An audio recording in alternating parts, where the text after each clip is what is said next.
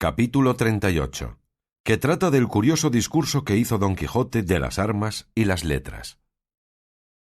Prosiguiendo Don Quijote dijo: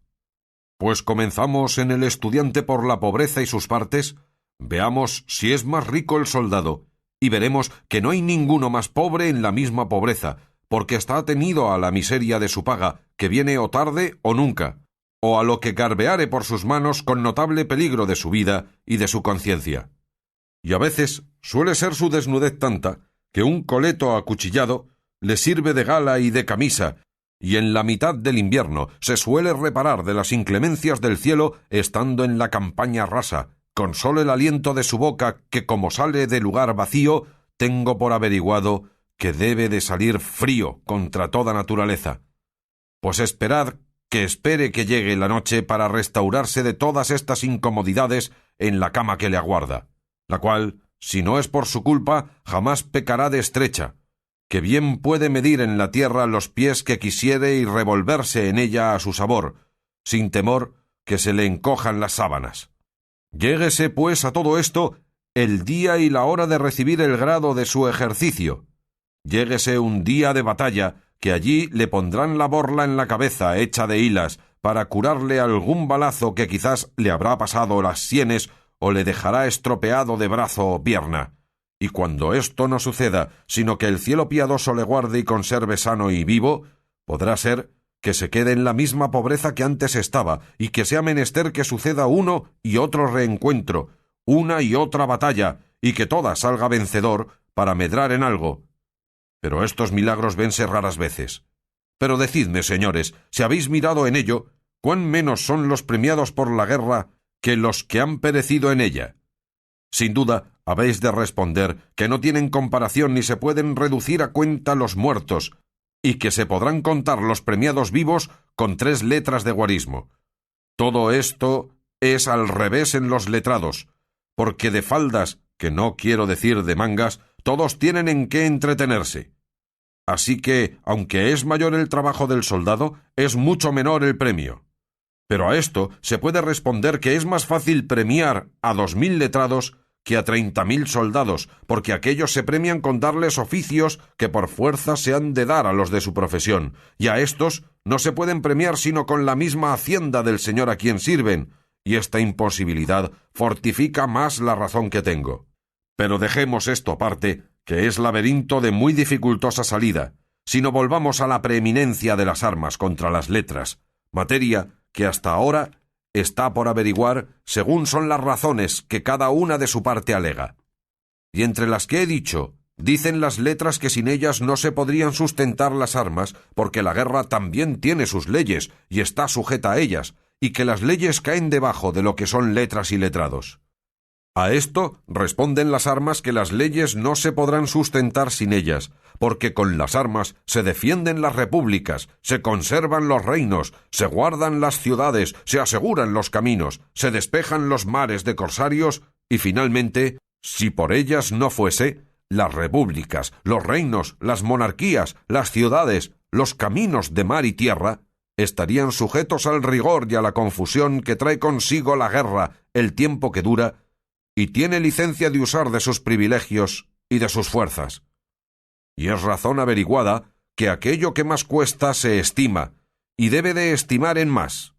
Alcanzar alguno a ser eminente en letras le cuesta tiempo, vigilias, hambre, desnudez, váguidos de cabeza, indigestiones de estómago y otras cosas a estas adherentes, que en parte ya las tengo referidas.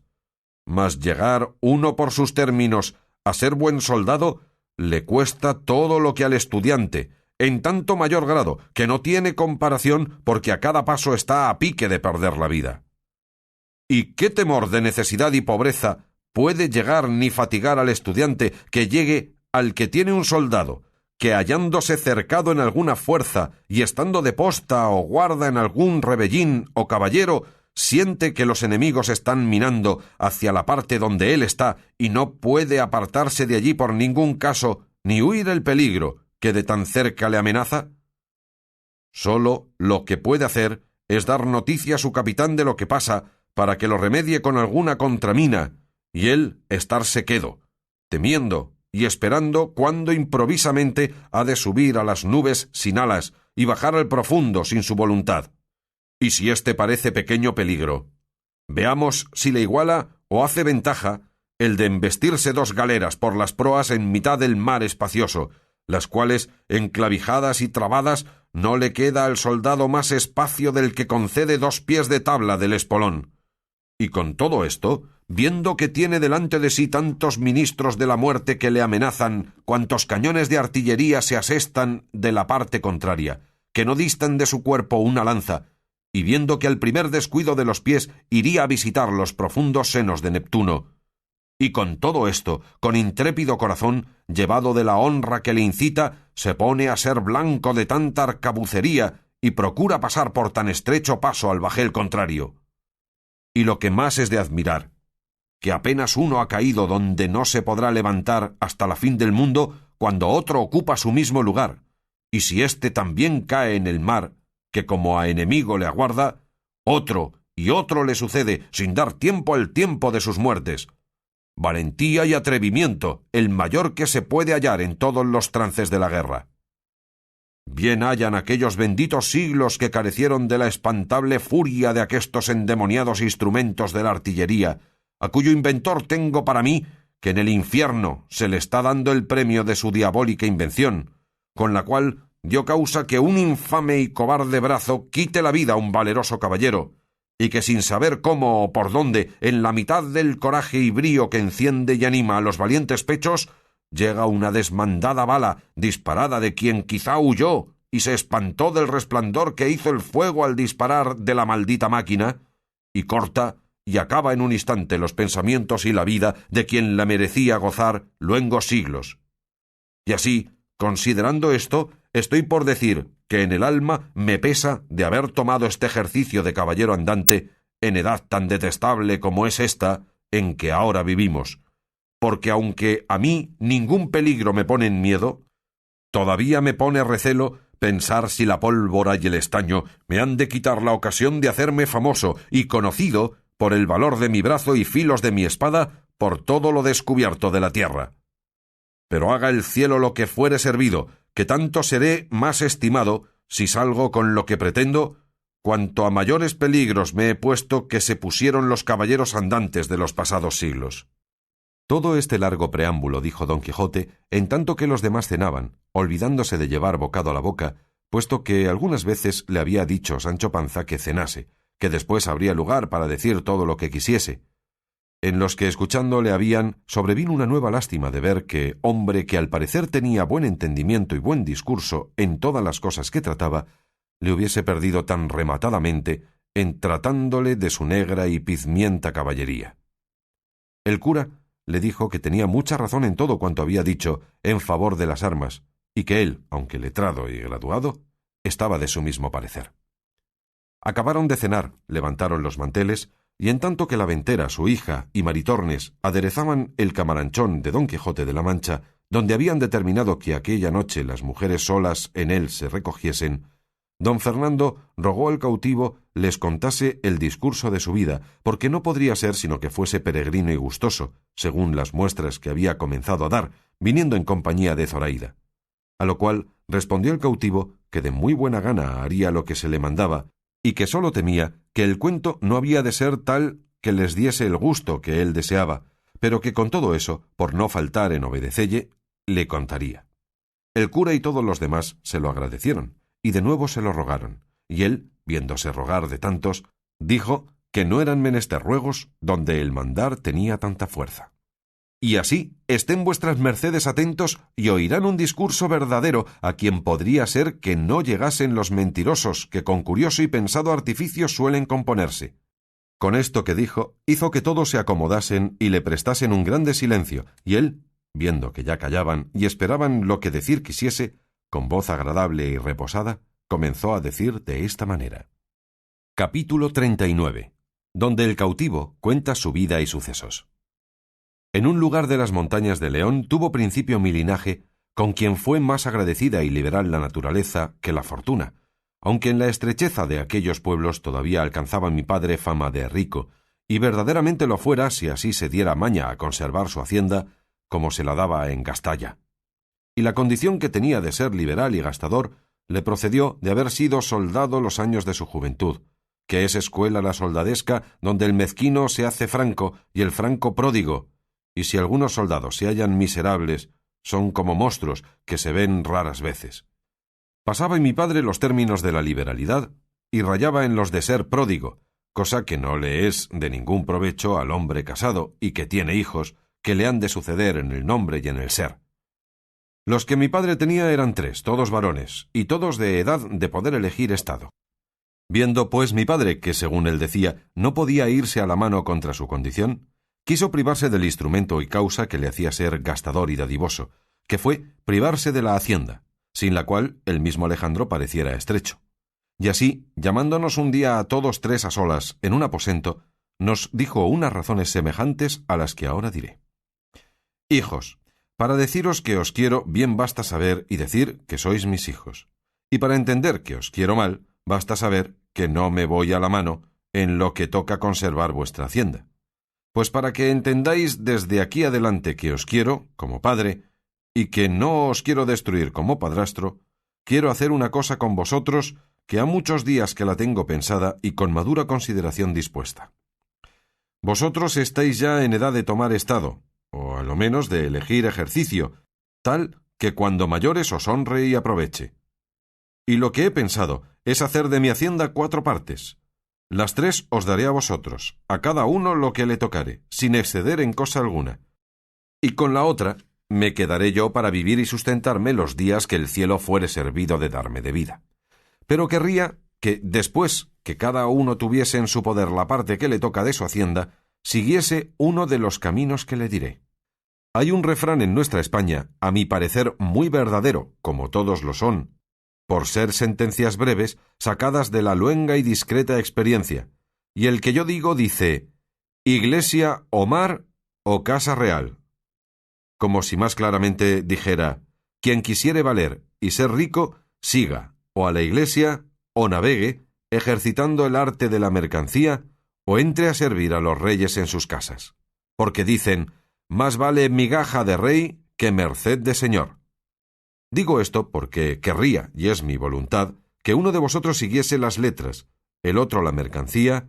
y el otro sirviese al rey en la guerra, pues es dificultoso entrar a servirle en su casa, que ya que la guerra no dé muchas riquezas, suele dar mucho valor y mucha fama. Dentro de 8 días os daré toda vuestra parte en dineros, sin defraudaros en un ardite, como lo veréis por la obra. Decidme ahora si queréis seguir mi parecer y consejo en lo que os he propuesto. Y mandándome a mí, por ser el mayor, que respondiese, después de haberle dicho que no se deshiciese de la hacienda, sino que gastase todo lo que fuese su voluntad, que nosotros éramos mozos para saber ganarla, vine a concluir en que cumpliría su gusto, y que el mío era seguir el ejercicio de las armas, sirviendo en él a Dios y a mi rey. El segundo hermano hizo los mismos ofrecimientos, y escogió el irse a las Indias, llevando empleada la hacienda que le cupiese. El menor, y a lo que yo creo el más discreto, dijo que quería seguir la iglesia o irse a acabar sus comenzados estudios a Salamanca. Así como acabamos de concordarnos y escoger nuestros ejercicios, mi padre nos abrazó a todos y con la brevedad que dijo, puso por obra cuanto nos había prometido, y dando a cada uno su parte, que a lo que se me acuerda fueron cada 3.000 ducados en dineros, porque un nuestro tío compró toda la hacienda y la pagó de contado porque no saliese del tronco de la casa, en un mismo día nos despedimos todos 3 de nuestro buen padre, y en aquel mismo, pareciéndome a mí ser inhumanidad que mi padre quedase viejo y con tan poca hacienda, hice con él que de mis 3.000 tomase los 2.000 ducados, porque a mí me bastaba el resto para acomodarme de lo que había menester un soldado. Mis 2 hermanos, movidos de mi ejemplo, cada uno le dio 1.000 ducados, de modo que a mi padre le quedaron 4.000 en dineros, y más 3.000, que a lo que parece valía la hacienda que le cupo, que no quiso vender, sino quedarse con ella en raíces. Digo, en fin, que nos despedimos de él y de aquel nuestro tío que he dicho, no sin mucho sentimiento y lágrimas de todos, encargándonos que les hiciésemos saber todas las veces que hubiese comodidad para ello de nuestros sucesos prósperos o adversos. Prometímoselo y abrazándonos y echándonos su bendición, el uno tomó el viaje de Salamanca el otro el de Sevilla, y yo el de Alicante,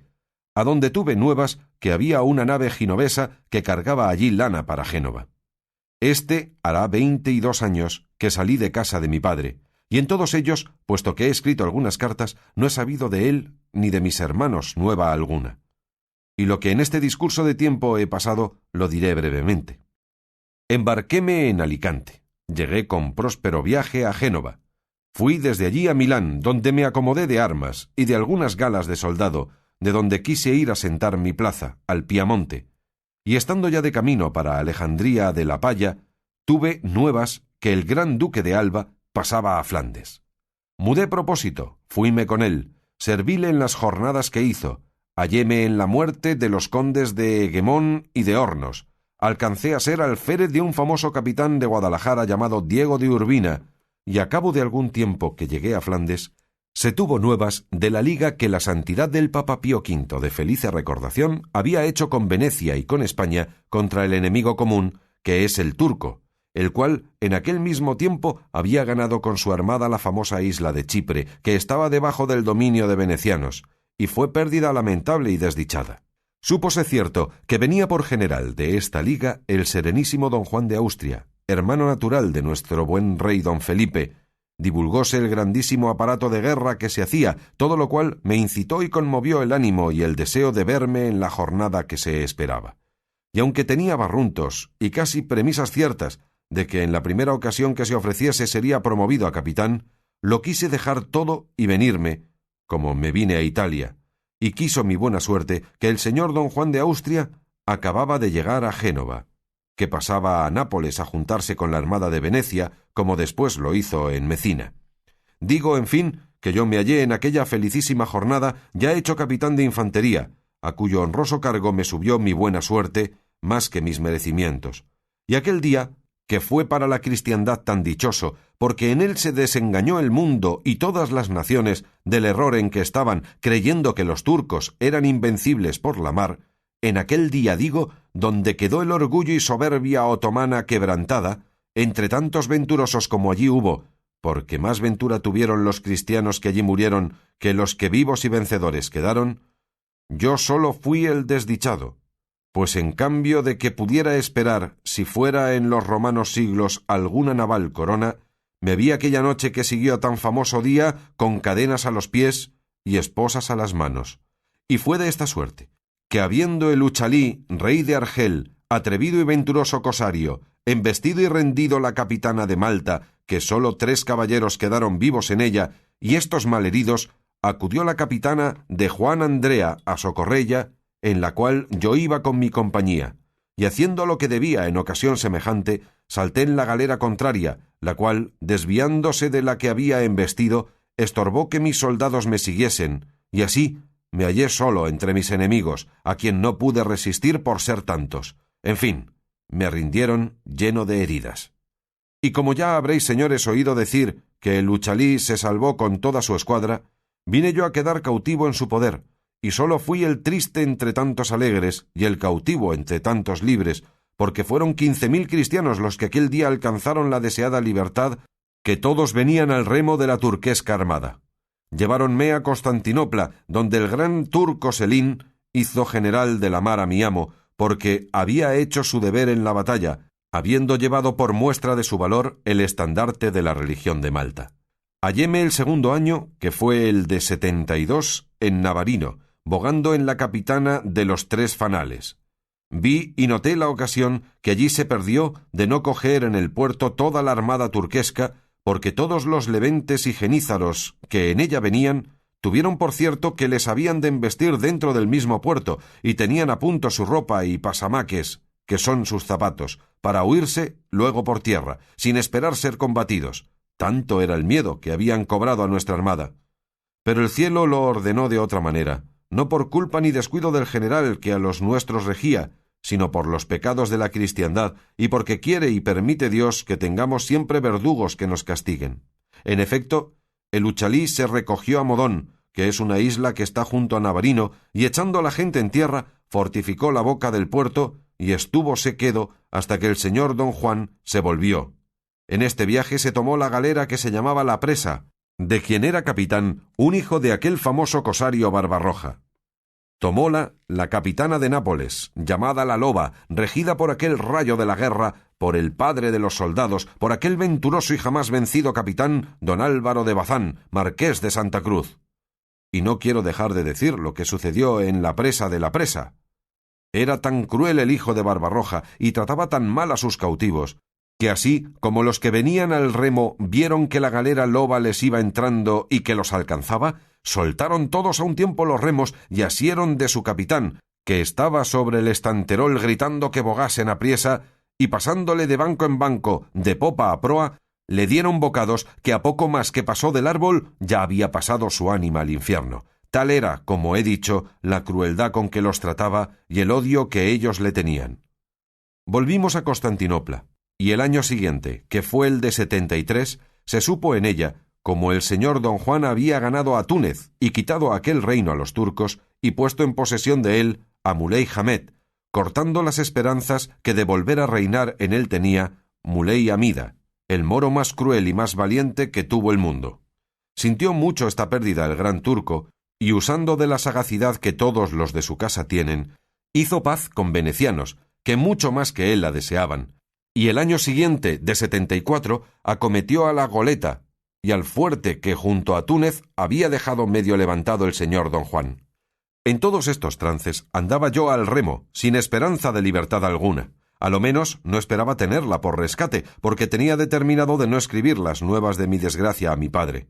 Perdióse en fin la goleta, perdióse el fuerte, sobre las cuales plazas hubo de soldados turcos pagados 75.000, y de moros y alárabes de toda la África más de 400.000, acompañado este tan gran número de gente, con tantas municiones y pertrechos de guerra y con tantos gastadores, que con las manos y a puñados de tierra pudieran cubrir la goleta y el fuerte. Perdióse primero la goleta, tenida hasta entonces por inexpugnable, y no se perdió por culpa de sus defensores, los cuales hicieron en su defensa todo aquello que debían y podían, sino porque la experiencia mostró la facilidad con que se podían levantar trincheas en aquella desierta arena, porque a 2 palmos se hallaba agua, y los turcos no la hallaron a 2 varas.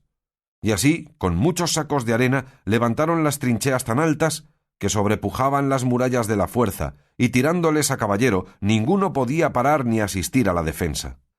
Fue común opinión que no se habían de encerrar los nuestros en la goleta, sino esperar en campaña al desembarcadero,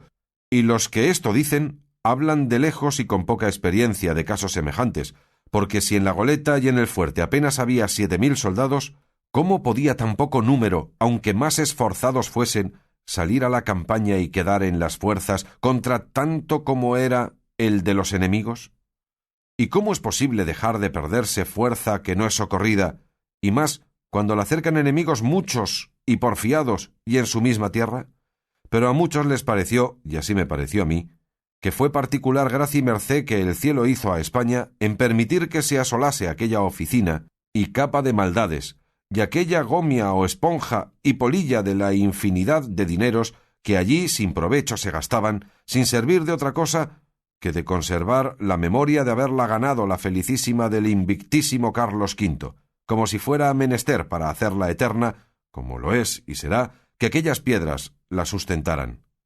Perdióse también el fuerte, pero fuéronle ganando los turcos palmo a palmo, porque los soldados que lo defendían pelearon tan valerosa y fuertemente que pasaron de 25.000 los enemigos que mataron en 22 asaltos generales que les dieron. Ninguno cautivaron sano de 300 que quedaron vivos, señal cierta y clara de su esfuerzo y valor, y de lo bien que se habían defendido y guardado sus plazas. Rindióse a partido un pequeño fuerte o torre que estaba en mitad del estaño, a cargo de don Juan Zanoguera, caballero valenciano y famoso soldado. Cautivaron a don Pedro Puertocarrero, general de la goleta, el cual hizo cuanto fue posible por defender su fuerza y sintió tanto el haberla perdido que de pesar murió en el camino de Constantinopla, donde le llevaban cautivo. Cautivaron asimismo al general del fuerte, que se llamaba Gabrio Cervellón, caballero milanés, grande ingeniero y valentísimo soldado. Murieron en estas 2 fuerzas muchas personas de cuenta, de las cuales fue una Pagán de Oria, caballero del hábito de San Juan, de condición generoso, como lo mostró la suma liberalidad que usó con su hermano el famoso Juan Andrea de Oria, y lo que más hizo lastimosa su muerte fue haber muerto a manos de unos alárabes de quien se fió, viendo ya perdido el fuerte, que se ofrecieron de llevarle en hábito de moro a Tabarca, que es un portezuelo o casa que en aquellas riberas tienen los ginoveses que se ejercitan en la pesquería del coral, los cuales alárabes le cortaron la cabeza y se la trujeron al general de la armada turquesca, el cual cumplió con ellos nuestro refrán castellano que, aunque la traición aplace, el traidor se aborrece, y así se dice que mandó el general ahorcar a los que le trujeron el presente porque no se le habían traído vivo. Entre los cristianos, que en el fuerte se perdieron, fue uno llamado don Pedro de Aguilar, natural no sé de qué lugar de la Andalucía, el cual había sido alférez en el fuerte, soldado de mucha cuenta y de raro entendimiento. Especialmente tenía particular gracia en lo que llaman poesía. Dígolo porque su suerte le trujo a mi galera y a mi banco, y a ser esclavo de mi mismo patrón, y antes que nos partiésemos de aquel puerto, hizo este caballero 2 sonetos a manera de epitafios, el uno a la goleta y el otro al fuerte. Y en verdad que los tengo de decir, porque los sé de memoria, y creo que antes causarán gusto que pesadumbre. En el punto en que el cautivo nombró a don Pedro de Aguilar, don Fernando miró a sus camaradas, y todos 3 se sonrieron, y cuando llegó a decir de los sonetos, dijo el uno: «Antes que vuestra merced pase adelante, le suplico me diga qué se hizo ese don Pedro de Aguilar que ha dicho». «Lo que sé es», respondió el cautivo, «que al cabo de 2 años que estuvo en Constantinopla, se huyó en traje de arnaute con un griego espía, y no sé si vino en libertad, puesto que creo que sí, porque de allí a 1 año vi yo al griego en Constantinopla y no le pude preguntar el suceso de aquel viaje». «Bueno fue», respondió el caballero, «porque ese don Pedro es mi hermano y está ahora en nuestro lugar, bueno y rico, casado y con 3 hijos». «Gracias sean dadas a Dios», dijo el cautivo, «por tantas mercedes como le hizo, porque no hay en la tierra, conforme mi parecer, contento que se iguale a alcanzar la libertad perdida». «Y más», replicó el caballero, «que yo sé los sonetos que mi hermano hizo». «Dígalos, pues, vuestra merced», dijo el cautivo, «que los sabrá decir mejor que yo». «Que me place», respondió el caballero.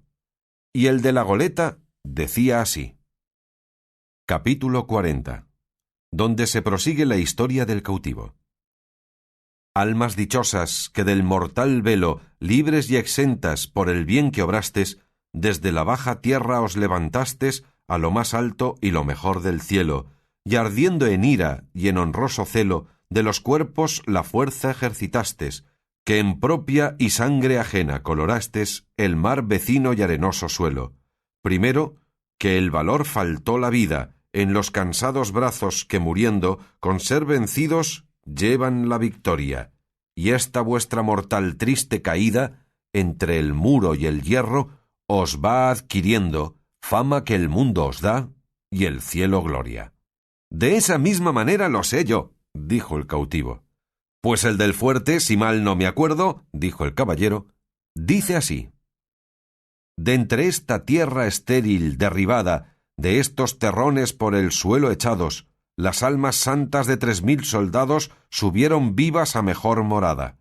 siendo primero en vano ejercitada la fuerza de sus brazos esforzados, hasta que al fin de pocos y cansados dieron la vida al filo de la espada.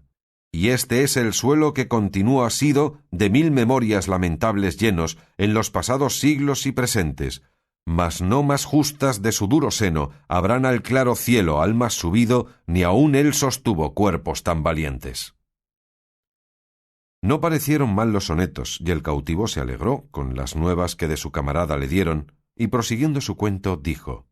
«Rendidos, pues, la goleta y el fuerte, los turcos dieron orden en desmantelar la goleta, porque el fuerte quedó tal que no hubo qué poner por tierra, y para hacerlo con más brevedad y menos trabajo, la minaron por 3 partes, pero con ninguna se pudo volar lo que parecía menos fuerte, que eran las murallas viejas, y todo aquello que había quedado en pie de la fortificación nueva que había hecho el Fratín con mucha facilidad vino a tierra. En resolución, la armada volvió a Constantinopla triunfante y vencedora, y de allí a pocos meses murió mi amo, el Uchalí, al cual llamaban Uchalí Fartax, que quiere decir en lengua turquesca el renegado tiñoso, porque lo era, y es costumbre entre los turcos ponerse nombres de alguna falta que tengan o de alguna virtud que en ellos haya, y esto es porque no hay entre ellos sino 4 apellidos de linajes, que descienden de la casa otomana, y los demás, como tengo dicho, toman nombre y apellido ya de las tachas del cuerpo y ya de las virtudes del ánimo. Y este tiñoso bogó el remo, siendo esclavo del gran señor 14 años, y a más de los 34 de su edad renegó de despecho de que un turco, estando al remo, le dio un bofetón, y por poderse vengar dejó su fe.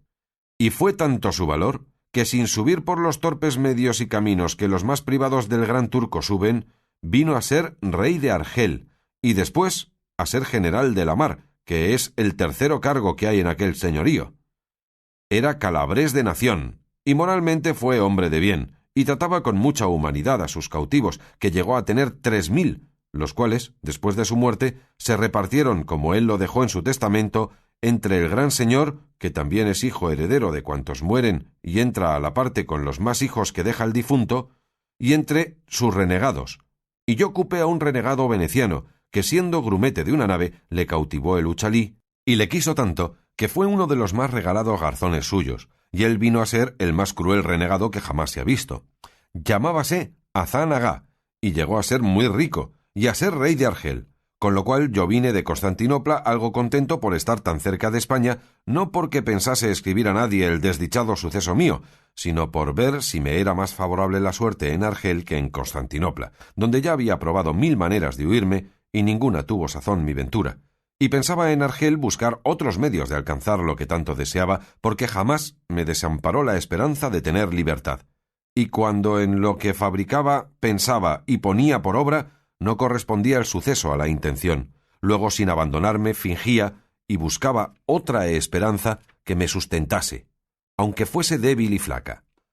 Con esto entretenía la vida encerrado en una prisión o casa que los turcos llaman baño, donde encierran los cautivos cristianos, así los que son del rey, como de algunos particulares, y los que llaman del almacén, que es como decir cautivos del concejo, que sirven a la ciudad en las obras públicas que hace y en otros oficios. Y estos tales cautivos tienen muy dificultosa su libertad, que como son del común y no tienen amo particular, no hay con quien tratar su rescate, aunque le tengan. En estos baños, como tengo dicho, suelen llevar a sus cautivos algunos particulares del pueblo, principalmente cuando son de rescate, porque allí los tienen holgados y seguros hasta que venga su rescate. También los cautivos del rey que son de rescate no salen al trabajo con la demás chusma, sino es cuando se tarda su rescate, que entonces, por hacerles que escriban por él con más ahínco, les hacen trabajar y ir por leña con los demás, que es un no pequeño trabajo. Yo, pues, era uno de los de rescate, que como se supo que era capitán, puesto que dije mi poca posibilidad y falta de hacienda, no aprovechó nada para que no me pusiesen en el número de los caballeros y gente de rescate. Pusiéronme una cadena más por señal de rescate que por guardarme con ella, y así pasaba la vida en aquel baño con otros muchos caballeros y gente principal señalados y tenidos por de rescate. Y aunque la hambre y desnudez pudiera fatigarnos a veces, y aun casi siempre ninguna cosa nos fatigaba tanto como oír y ver a cada paso las jamás vistas ni oídas crueldades que mi amo usaba con los cristianos. Cada día ahorcaba el suyo, empalaba a éste, desorejaba a aquel, y esto por tan poca ocasión, y tan sin ella, que los turcos conocían que lo hacía no más de por hacerlo, y por ser natural condición suya ser homicida de todo el género humano. Solo libró bien con él un soldado español, llamado tal de Saavedra, el cual, con haber hecho cosas que quedarán en la memoria de aquellas gentes por muchos años, y todas por alcanzar libertad, jamás le dio palo, ni se lo mandó dar, ni le dijo mala palabra. Y por la menor cosa de muchas que hizo, temíamos todos que había de ser empalado, y así lo temió él más de una vez. Y si no fuera porque el tiempo no da lugar, yo dijera ahora algo de lo que este soldado hizo que fuera parte para entreteneros y admiraros harto mejor que con el cuento de mi historia. Digo, pues, que encima del patio de nuestra prisión caían las ventanas de la casa de un moro rico y principal, las cuales, como de ordinario son las de los moros, más eran agujeros que ventanas, y aun éstas se cubrían con celosías muy espesas y apretadas. Acaeció, pues, que un día, estando en un terrado de nuestra prisión con otros 3 compañeros, haciendo pruebas de saltar con las cadenas por entretener el tiempo, estando solos, porque todos los demás cristianos habían salido a trabajar, alcé acaso los ojos y vi que por aquellas cerradas ventanillas que he dicho parecía una caña, y al remate de ella puesto un lienzo atado, y la caña se estaba blandeando y moviéndose casi como si hiciera señas que llegásemos a tomarla. Miramos en ello, y uno de los que conmigo estaba fue a ponerse debajo de la caña por ver si la soltaban o lo que hacían. Pero así como llegó, alzaron la caña y la movieron a los 2 lados como si dijeran no con la cabeza. Volvióse el cristiano y tornáronla a bajar y hacer los mismos movimientos que primero. Fue otro de mis compañeros y sucedióle lo mismo que al primero. Finalmente fue el tercero, y avínole lo que al primero y al segundo. Viendo yo esto, no quise dejar de probar la suerte, y así como llegué a ponerme debajo de la caña, la dejaron caer y dio a mis pies dentro del baño. Acudí luego a desatar el lienzo, en el cual vi un nudo, y dentro de él venían 10 cianís, que son unas monedas de oro bajo que usan los moros, que cada una vale 10 reales de los nuestros. Si me holgué con el hallazgo, no hay para qué decirlo, pues fue tanto el contento como la admiración de pensar de dónde podía venirnos aquel bien, especialmente a mí, pues las muestras de no haber querido soltar la caña sino a mí, claro decían que a mí se hacía la merced. Tomé mi buen dinero, quebré la caña, volvíme al terradillo, miré la ventana y vi que por ella salía una muy blanca mano que la abrían y cerraban muy apriesa. Con esto entendimos o imaginamos que alguna mujer que en aquella casa vivía nos debía de haber hecho aquel beneficio, y en señal de que lo agradecíamos, hicimos zalemas a uso de moros, inclinando la cabeza, doblando el cuerpo y poniendo los brazos sobre el pecho. De allí a poco sacaron por la misma ventana una pequeña cruz hecha de cañas, y luego la volvieron a entrar. Esta señal nos confirmó en que alguna cristiana debía de estar cautiva en aquella casa, y era la que el bien nos hacía. Pero la blancura de la mano y las ajorcas que en ella vimos nos deshizo este pensamiento, puesto que imaginamos que debía de ser cristiana renegada, a quien de ordinario suelen tomar por legítimas mujeres sus mismos amos, y aún lo tienen a ventura, porque las estiman en más que las de su nación. En todos nuestros discursos dimos muy lejos de la verdad del caso, y así todo nuestro entretenimiento desde allí adelante era mirar y tener por norte a la ventana donde nos había aparecido la estrella de la caña. Pero bien se pasaron 15 días en que no la vimos, ni la mano tampoco, ni otra señal alguna. Y aunque en este tiempo procuramos con toda solicitud saber quién en aquella casa vivía y si había en ella alguna cristiana renegada, jamás hubo quien nos dijese otra cosa, sino que allí vivía un moro principal y rico, llamado Ají Morato, alcaide que había sido de la Pata, que es oficio entre ellos de mucha calidad. Mas cuando más descuidados estábamos de que por allí habían de llover más cianís, vimos a deshora parecer la caña y otro lienzo en ella, con otro nudo más crecido, y esto fue a tiempo que estaba el baño, como la vez pasada, solo y sin gente. Hicimos la acostumbrada prueba, yendo cada uno primero que yo, de los mismos 3 que estábamos, pero a ninguno se rindió la caña sino a mí, porque en llegando yo la dejaron caer. Desaté el nudo y hallé 40 escudos de oro españoles y un papel escrito en arábigo, y al cabo de lo escrito hecha una grande cruz. Besé la cruz, tomé los escudos, volvíme al terrado, hicimos todos nuestras zalemas, tornó a aparecer la mano, hice señas que leería el papel, cerraron la ventana. Quedamos todos confusos y alegres con lo sucedido, y como ninguno de nosotros no entendía el arábigo, era grande el deseo que teníamos de entender lo que el papel contenía, y mayor la dificultad de buscar quien lo leyese. En fin, yo me determiné de fiarme de un renegado natural de Murcia que se había dado por grande amigo mío, y puesto prendas entre los 2 que le obligaban a guardar el secreto que le encargase, porque suelen algunos renegados, cuando tienen intención de volverse a tierra de cristianos, traer consigo algunas firmas de cautivos principales en que dan fe, a la forma que pueden, como tal renegado es hombre de bien, y que siempre ha hecho bien a cristianos, y que lleva deseo de huirse en la primera ocasión que se le ofrezca. Algunos hay que procuran estas fes con buena intención, otros se sirven de ellas acaso y de industria,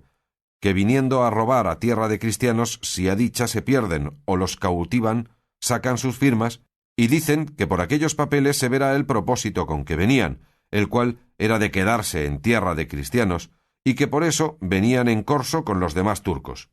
Con esto se escapan de aquel primer ímpetu y se reconcilian con la Iglesia sin que se les haga daño. Y cuando ven la suya, se vuelven a Berbería a ser lo que antes eran. Otros hay que usan de estos papeles y los procuran con buen intento, y se quedan en tierra de cristianos, pues uno de los renegados que he dicho era este mi amigo, el cual tenía firmas de todas nuestras camaradas, donde le acreditábamos cuanto era posible, y si los moros le hallaran estos papeles, le quemaran vivo. Supe que sabía muy bien arábigo, y no solamente hablarlo, sino escribirlo. Pero antes que del todo me declarase con él, le dije que me leyese aquel papel que acaso me había hallado en un agujero de mi rancho. Abrióle y estuvo un buen espacio mirándole y construyéndole, murmurando entre los dientes. Preguntéle si lo entendía. Díjome que muy bien, y que si quería que me lo declarase palabra por palabra, que le diese tinta y pluma, porque mejor lo hiciese. Dímosle luego lo que pedía, y él poco a poco lo fue traduciendo, y en acabando dijo: «Todo lo que va aquí en romance sin faltar letra es lo que contiene este papel morisco, y hase de advertir que a donde dice Lela Marien, quiere decir Nuestra Señora la Virgen María». Leímos el papel y decía así: «Cuando yo era niña tenía mi padre una esclava, la cual en mi lengua me mostró la zalá cristianesca y me dijo muchas cosas de Lela Marien. La cristiana murió, y yo sé que no fue al fuego, sino con Alá, porque después la vi 2 veces y me dijo que me fuese a tierra de cristianos a ver a Lela Marien, que me quería mucho. No sé yo cómo vaya. Muchos cristianos he visto por esta ventana, y ninguno me ha parecido caballero sino tú. Yo soy muy hermosa y muchacha, y tengo muchos dineros que llevar conmigo. Mira tú si puedes hacer cómo nos vamos, y serás allá mi marido, si quisieres, y si no quisieres, no se me dará nada, que Lela Marien me dará con quien me case. Yo escribí esto, mira a quien lo das a leer, no te fíes de ningún moro porque son todos marfuces. De esto tengo mucha pena, que quisiera que no te descubrieras a nadie, porque si mi padre lo sabe me echará luego en un pozo y me cubrirá de piedras. En la caña pondré un hilo, ata allí la respuesta, y si no tienes quien te escriba arábigo, dímelo por señas que Lela Marien hará que te entienda. Ella y Alá te guarden, y esa cruz que yo beso muchas veces, que así me lo mandó la cautiva». Mirad, señores, si era razón, que las razones de este papel nos admirasen y alegrasen, y así lo uno y lo otro fue de manera que el renegado entendió que no acaso se había hallado aquel papel, sino que realmente a alguno de nosotros se había escrito, y así nos rogó que si era verdad lo que sospechaba, que nos fiásemos de él y se lo dijésemos, que él aventuraría su vida por nuestra libertad. Y diciendo esto, sacó del pecho un crucifijo de metal, y con muchas lágrimas juró por el Dios que aquella imagen representaba, en quien él, aunque pecador y malo, bien y fielmente creía, de guardarnos lealtad y secreto en todo cuanto quisiésemos descubrirle, porque le parecía, y casi adivinaba, que por medio de aquella, que aquel papel había escrito, había él y todos nosotros de tener libertad, y verse él en lo que tanto deseaba, que era reducirse al gremio de la Santa Iglesia su madre, de quien como miembro podrido estaba dividido y apartado por su ignorancia y pecado. Con tantas lágrimas y con muestras de tanto arrepentimiento dijo esto el renegado, que todos de un mismo parecer consentimos y vinimos en declararle la verdad del caso. Y así le dimos cuenta de todo, sin encubrirle nada. Mostrámosle la ventanilla por donde parecía la caña, y él marcó desde allí la casa, y quedó de tener especial y gran cuidado de informarse quién en ella vivía. Acordamos asimismo que sería bien responder al billete de la mora, y como teníamos quien lo supiese hacer, luego al momento el renegado escribió las razones que yo le fui notando, que puntualmente fueron las que diré, porque de todos los puntos sustanciales que en este suceso me acontecieron, ninguno se me ha ido de la memoria, ni aun se me irá en tanto que tuviere vida. En efecto, lo que a la mora se le respondió fue esto: «El verdadero Alá te guarde, señora mía, y aquella bendita Marien que es la verdadera Madre de Dios, y es la que te ha puesto en corazón que te vayas a tierra de cristianos, porque te quiere bien. Ruégale tú que se sirva de darte a entender cómo podrás poner por obra lo que te manda, que ella es tan buena que sí hará. De mi parte, y de la de todos estos cristianos que están conmigo, te ofrezco de hacer por ti todo lo que pudiéremos hasta morir. no dejes de escribirme y avisarme lo que pensares hacer, que yo te responderé siempre que el grande Alá nos ha dado un cristiano cautivo que sabe hablar y escribir tu lengua tan bien como lo verás por este papel. Así que, sin tener miedo, nos puedes avisar de todo lo que quisieres. A lo que dices que si fueres a tierra de cristianos que has de ser mi mujer, yo te lo prometo como buen cristiano, y sabe que los cristianos cumplen lo que prometen mejor que los moros. Alá y Marién, su madre, sean en tu guarda, señora mía. Escrito y cerrado este papel, aguardé 2 días a que estuviese el baño solo como solía, y luego salí al paso acostumbrado del terradillo por ver si la caña parecía, que no tardó mucho en asomar. Así como la vi, aunque no podía ver quién la ponía, mostré el papel como dando a entender que pusiese en el hilo, pero ya venía puesto en la caña, al cual até el papel, y de allí a poco tornó a aparecer nuestra estrella con la blanca bandera de paz del atadillo. Dejáronla caer y alcé yo, y hallé en el paño, en toda suerte de moneda de plata y de oro, más de 50 escudos, los cuales 50 veces más doblaron nuestro contento y confirmaron la esperanza de tener libertad.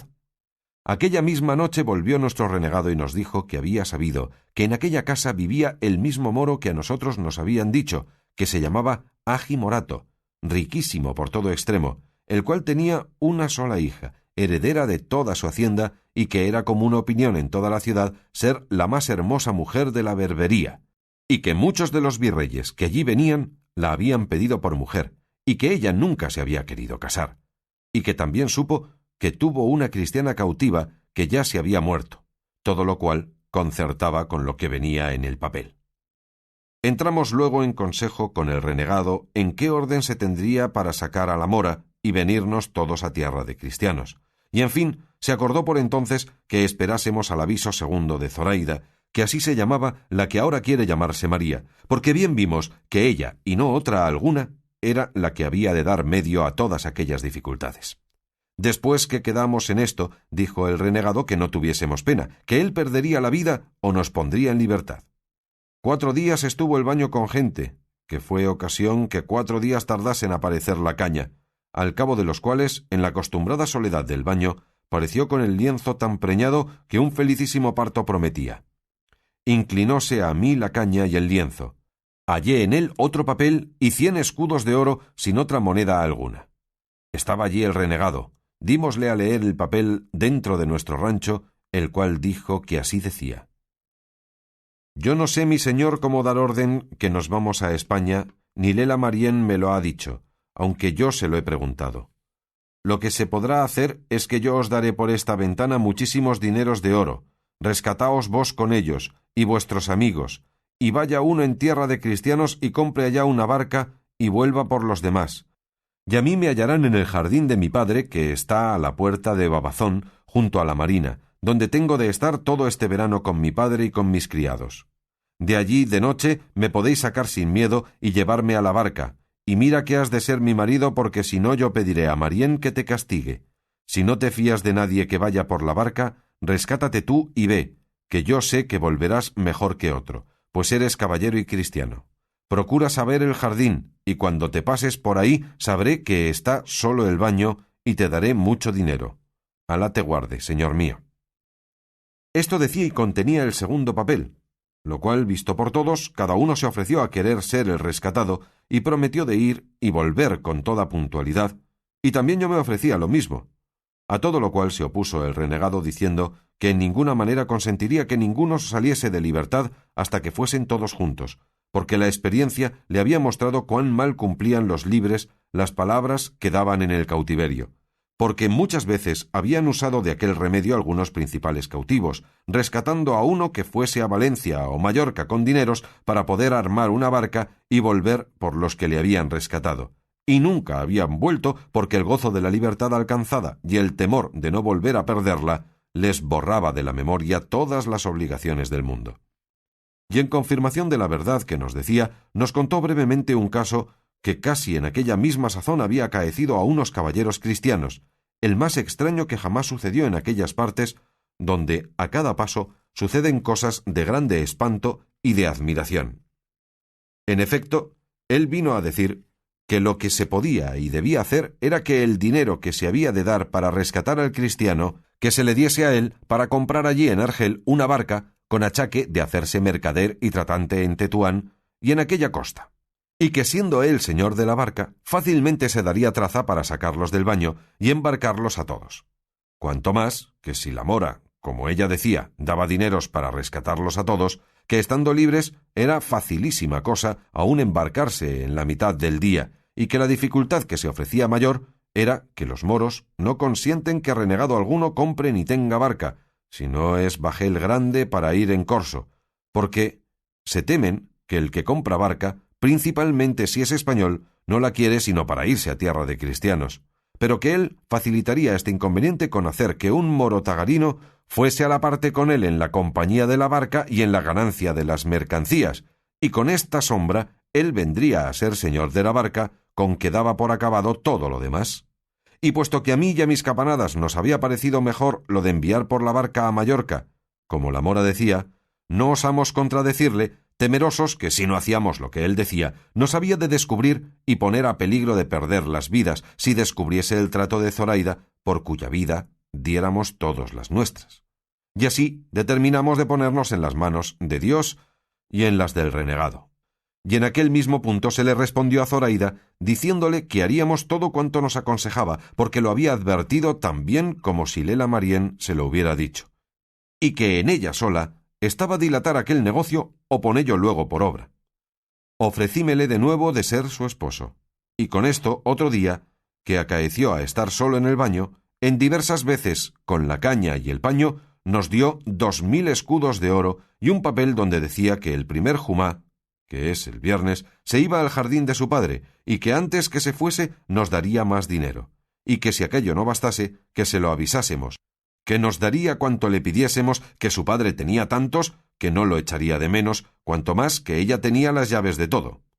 Dimos luego 500 escudos al renegado para comprar la barca, con 800 me rescaté yo, dando el dinero a un mercader valenciano que a la sazón se hallaba en Argel, el cual me rescató del rey tomándome sobre su palabra, dándola de que con el primer bajel que viniese de Valencia pagaría mi rescate, porque si luego diera el dinero, fuera a dar sospechas al rey que había muchos días que mi rescate estaba en Argel y que el mercader, por sus granjerías, lo había callado. Finalmente, mi amo era tan caviloso que en ninguna manera me atreví a que luego se desembolsase el dinero. El jueves, antes del viernes, que la hermosa Zoraida se había de ir al jardín, nos dio otros 1000 escudos y nos avisó de su partida, rogándome que si me rescatase, supiese luego el jardín de su padre, y que en todo caso buscase ocasión de ir allá y verla. Respondíle en breves palabras que así lo haría, y que tuviese cuidado de encomendarnos a Lela Marién con todas aquellas oraciones que la cautiva le había enseñado. Hecho esto, dieron orden en que los 3 compañeros nuestros se rescatasen, por facilitar la salida del baño, y porque, viéndome a mí rescatado, y a ellos no, pues había dinero, no se alborotasen y les persuadiese el diablo que hiciesen alguna cosa en perjuicio de Zoraida. Que puesto que el ser ellos quien eran me podían asegurar de este temor, con todo eso, no quise poner el negocio en aventura. Y así los hice rescatar por la misma orden que yo me rescaté, entregando todo el dinero al mercader, para que con certeza y seguridad pudiese hacer la fianza, al cual nunca descubrimos nuestro trato y secreto por el peligro que había. Capítulo 41, donde todavía prosigue el cautivo su suceso. No se pasaron 15 días, cuando ya nuestro renegado tenía comprada una muy buena barca, capaz de más de 30 personas, y para asegurar su hecho y dalle color, quiso hacer, como hizo, un viaje a un lugar que se llamaba Sargel, que está a 30 leguas de Argel hacia la parte de Orán, en el cual había mucha contratación de higos pasos. 2 o 3 veces hizo este viaje en compañía del tagarino que había dicho.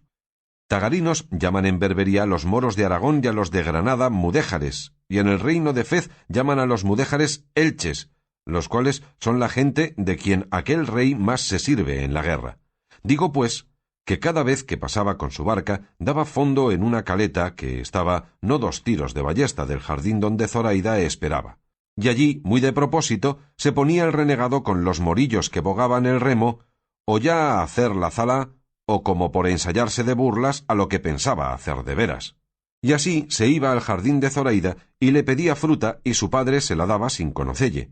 Y aunque él quisiera hablar a Zoraida, como él después me dijo, y decille que él era el que por orden mía la había de llevar a tierra de cristianos, que estuviese contenta y segura, nunca le fue posible, porque las moras no se dejan ver de ningún moro ni turco, si no es que su marido o su padre se lo manden. De cristianos cautivos se dejan tratar y comunicar aún más de aquello que sería razonable, y a mí me hubiera pesado que él la hubiera hablado, que quizá la alborotara, viendo que su negocio andaba en boca de renegados. Pero Dios, que lo ordenaba de otra manera, no dio lugar al buen deseo que nuestro renegado tenía, el cual, viendo cuán seguramente iba y venía a Sargel, y que daba fondo cuando y cómo y a donde quería, y que el tagarino su compañero no tenía más voluntad de lo que la suya ordenaba, y que yo estaba ya rescatado, y que sólo faltaba buscar algunos cristianos que bogasen el remo, me dijo que mirase yo cuáles quería traer conmigo fuera de los rescatados, y que los tuviese hablados para el primer viernes, donde tenía determinado que fuese nuestra partida. Viendo esto, hablé a 12 españoles, todos valientes hombres del remo, y de aquellos que más libremente podían salir de la ciudad. Y no fue poco hallar tantos en aquella coyuntura, porque estaban 20 bajeles en corso, y se habían llevado toda la gente de remo, y éstos no se hallarán si no fuera que su amo se quedó aquel verano sin ir en corso a acabar una galeota que tenía en el astillero. A los cuales no les dije otra cosa sino que el primer viernes en la tarde se saliesen uno a uno, disimuladamente, y se fuesen la vuelta del jardín de Agi Morato, y que allí me aguardasen hasta que yo fuese. A cada uno di este aviso de por sí, con orden que aunque allí viesen a otros cristianos, no les dijesen sino que yo les había mandado esperar en aquel lugar. Hecha esta diligencia me faltaba hacer otra, que era la que más me convenía, y era la de avisar a Zoraida en el punto que estaban los negocios, para que estuviese apercibida y sobre aviso que no se sobresaltase si de improviso la asaltásemos antes del tiempo que ella podía imaginar que la barca de cristianos podía volver. Y así determiné de ir al jardín y ver si podía hablarla, y con ocasión de coger algunas hierbas, un día antes de mi partida fui allá, y la primera persona con quien encontré fue con su padre, el cual me dijo en lengua que en toda la Berbería y aun en Constantinopla se halla entre cautivos y moros, que ni es morisca, ni castellana, ni de otra nación alguna, sino una mezcla de todas las lenguas con la cual todos nos entendemos, digo pues que en esta manera de lenguaje me preguntó que qué buscaba en aquel su jardín y de quién era. Respondíle que era esclavo de Arnaute Mamí, y esto porque sabía yo, por muy cierto, que era un grandísimo amigo suyo, y que buscaba de todas hierbas para hacer ensalada. Preguntóme, por el consiguiente, si era hombre de rescate o no, y que cuánto pedía mi amo por mí.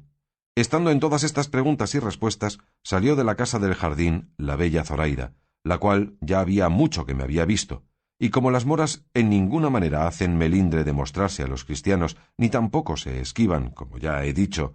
no se le dio nada de venir a donde su padre conmigo estaba. Antes, luego, cuando su padre vio que venía, y de espacio, la llamó y mandó que llegase. Demasiada cosa sería decir yo ahora la mucha hermosura, la gentileza, el gallardo y rico adorno con que mi querida Zoraida se mostró a mis ojos. Sólo diré que más perlas pendían de su hermosísimo cuello, orejas y cabellos que cabellos tenía en la cabeza. En las gargantas de sus pies, que descubiertas a su usanza traía 2 carcajes, que así se llamaban las manillas o ajorcas de los pies en morisco, de purísimo oro, con tantos diamantes engastados que ella me dijo después que su padre los estimaba en 10.000 doblas, y las que traían las muñecas de las manos valían otro tanto. Las perlas eran en gran cantidad y muy buenas, porque la mayor gala y bizarría de las moras es adornarse de ricas perlas y aljófar, y así hay más perlas y aljófar entre moros que entre todas las demás naciones, y el padre de Zoraida tenía fama de tener muchas, y de las mejores que en Argel había, y de tener asimismo más de 200.000 escudos españoles, de todo lo cual era señora esta que ahora lo es mía.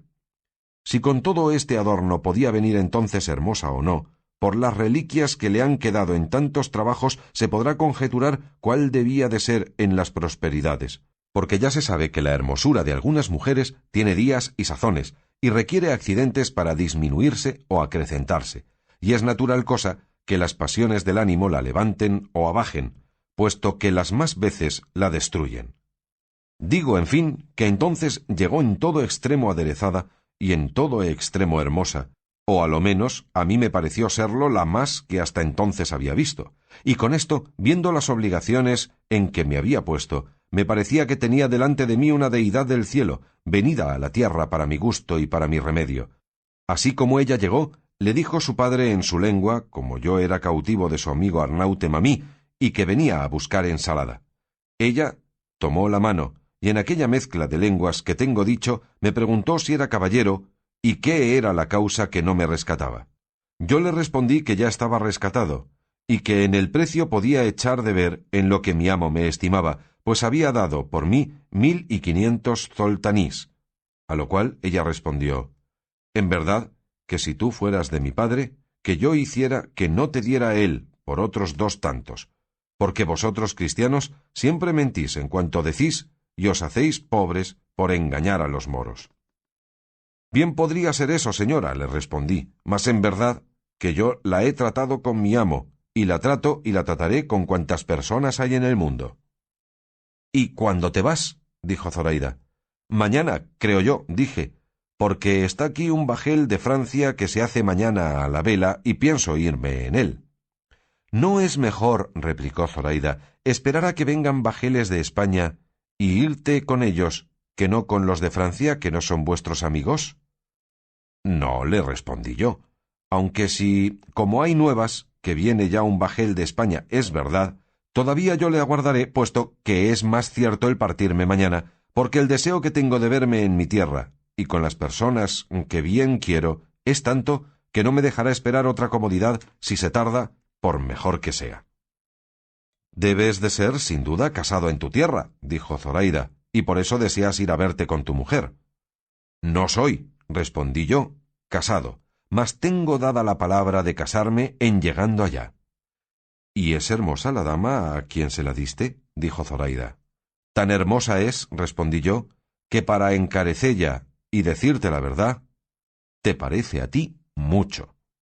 De esto se rió muy de veras su padre y dijo: «Gualá, cristiano, que debe de ser muy hermosa si se parece a mi hija, que es la más hermosa de todo este reino. Si no, mírala bien, y verás como te digo verdad». Servíanos de intérprete a las más de estas palabras y razones el padre de Zoraida, como más ladino, que aunque ella hablaba la bastarda lengua que, como he dicho, allí se usa, más declaraba su intención por señas que por palabras. Estando en estas y otras muchas razones, llegó un moro corriendo y dijo a grandes voces que por las bardas o paredes del jardín habían saltado 4 turcos y andaban cogiendo la fruta, aunque no estaba madura. Sobresaltóse el viejo y lo mismo hizo Zoraida, porque es común y casi natural el miedo que los moros a los turcos tienen, especialmente a los soldados, los cuales son tan insolentes y tienen tanto imperio sobre los moros que a ellos están sujetos, que los tratan peor que si fuesen esclavos suyos. Digo, pues, que dijo su padre a Zoraida: «Hija, retírate a la casa y enciérrate en tanto que yo voy a hablar con esos canes, y tú, cristiano, busca tus hierbas y vete en buen hora y llévate a Alá con bien a tu tierra». Yo me incliné, y él se fue a buscar a los turcos, dejándome solo con Zoraida, que comenzó a dar muestras de irse donde su padre la había mandado. Pero apenas él se encubrió con los árboles del jardín, cuando ella, volviéndose a mí, llenos los ojos de lágrimas, me dijo: «¿Amexi, cristiano? ¿Amexi?» que quiere decir «baste, cristiano, baste». Yo la respondí: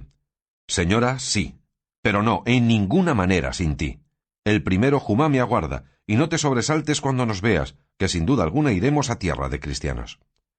Yo le dije esto de manera que ella me entendió muy bien a todas las razones que entrambos pasamos, y echándome un brazo al cuello, con desmayados pasos, comenzó a caminar hacia la casa.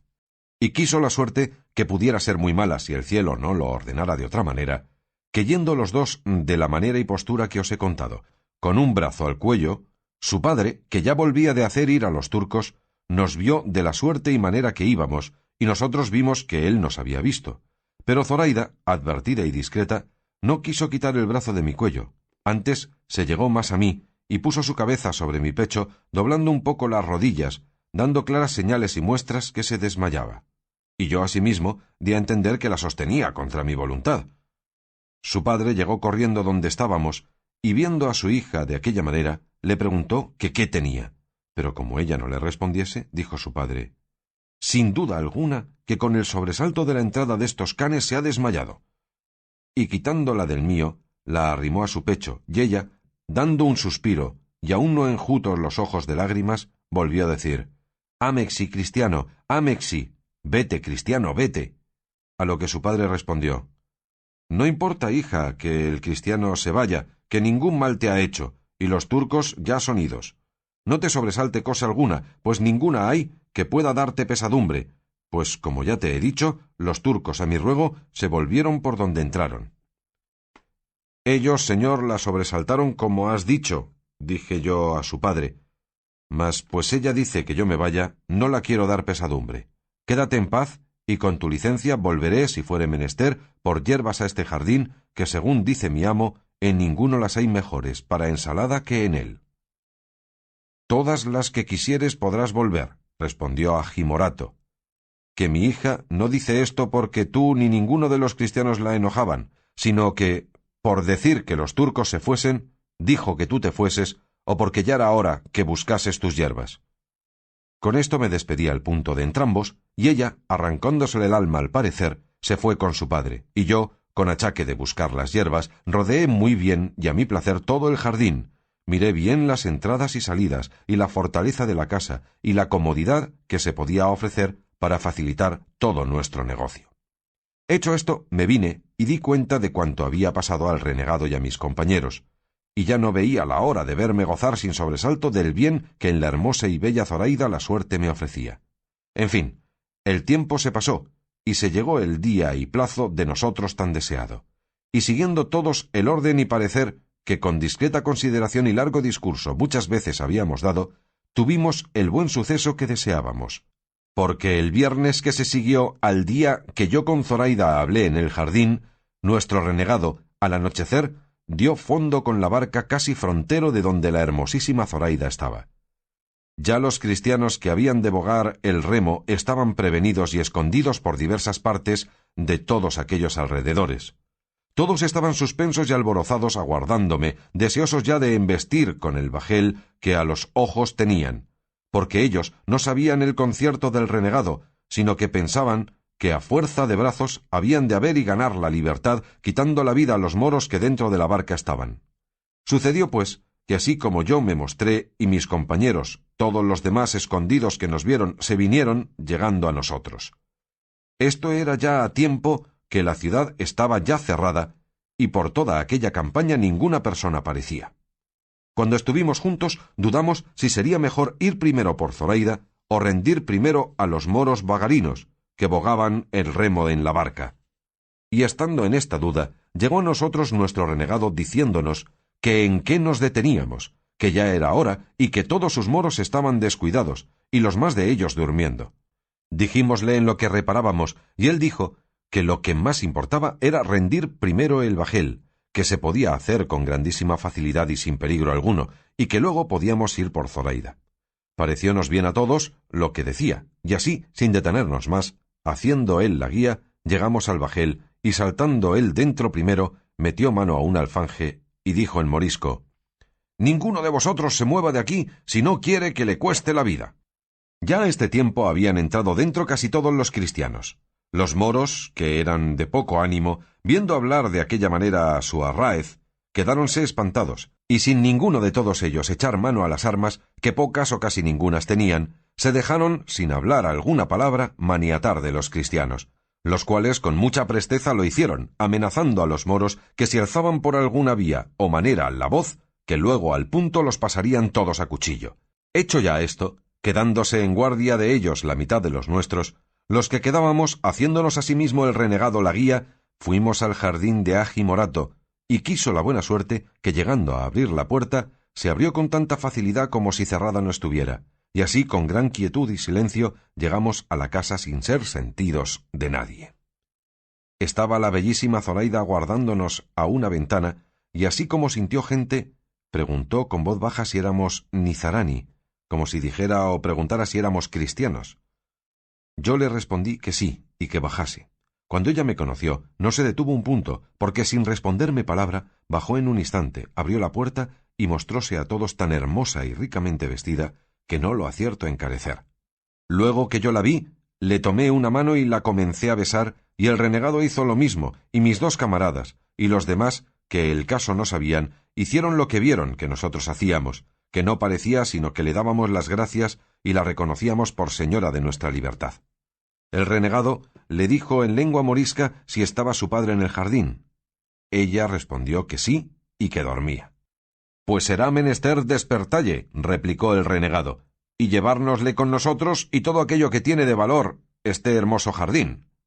«No», dijo ella, «a mi padre no se le ha de tocar en ningún modo, y en esta casa no hay otra cosa que lo que yo llevo, que es tanto que bien habrá para que todos quedéis ricos y contentos, y esperaos un poco y lo veréis». Y diciendo esto, se volvió a entrar, diciendo que muy presto volvería, que nos estuviésemos quedos sin hacer ningún ruido. Preguntéle al renegado lo que con ella había pasado, el cual me lo contó, a quien yo dije que ninguna cosa se había de hacer más de lo que Zoraida quisiese, la cual, ya que volvía cargada con un cofrecillo lleno de escudos de oro, tantos que apenas lo podía sustentar, quiso la mala suerte que su padre despertase en el interín y sintiese el ruido que andaba en el jardín, y asomándose a la ventana, luego conoció que todos los que en él estaban eran cristianos, y dando muchas y grandes y desaforadas voces, comenzó a decir en arábigo: «¡Cristianos, cristianos! ¡Ladrones, ladrones!», por los cuales gritos nos vimos todos puestos en grandísima y temerosa confusión, pero el renegado, viendo el peligro en que estábamos y lo mucho que le importaba salir con aquella empresa antes de ser sentido, con grandísima presteza subió donde Agi Morato estaba, y juntamente con él fueron algunos de nosotros, que yo no osé desamparar a la Zoraida, que como desmayada se había dejado caer en mis brazos. En resolución, los que subieron se dieron tan buena maña que en un momento bajaron con Agi Morato, trayéndole atadas las manos y puesto un pañizuelo en la boca que no le dejaba hablar palabra, amenazándole que el hablarla le había de costar la vida.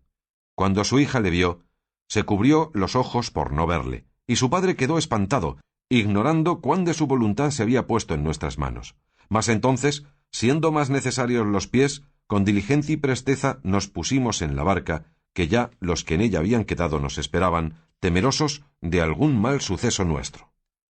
Apenas serían 2 horas pasadas de la noche, cuando ya estábamos todos en la barca, en la cual se le quitó al padre de Zoraida la atadura de las manos y el paño de la boca, pero tornóle a decir el renegado que no hablase palabra, que le quitarían la vida. Él, como vio allí a su hija, comenzó a suspirar ternísimamente, y más cuando vio que yo estrechamente la tenía abrazada, y que ella sin defenderse, quejarse, ni esquivarse, se estaba queda. Pero con todo esto callaba, porque no pusiesen en efecto las muchas amenazas que el renegado le hacía. Viéndose pues Zoraida ya en la barca, y que queríamos dar los remos al agua, y viendo allí a su padre y a los demás moros que atados estaban, le dijo al renegado que me dijese le hiciese merced de soltar a aquellos moros y de dar libertad a su padre, porque antes se arrojaría en la mar que ver delante de sus ojos y por causa suya llevar cautivo a un padre que tanto la había querido.